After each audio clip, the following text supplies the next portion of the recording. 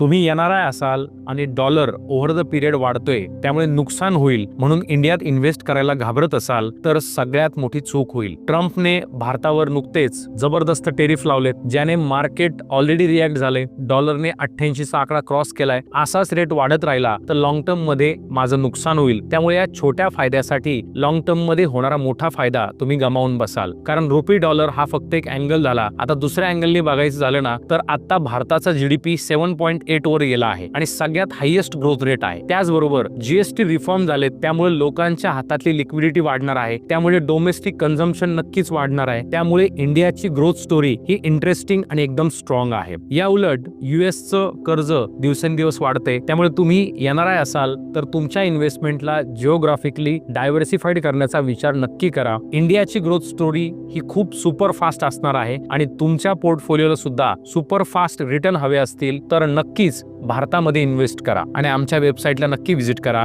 www.swarainvestments.com. Have abundant life. Thank you. Mutual fund investments are subject to market risks. Read all scheme related documents carefully.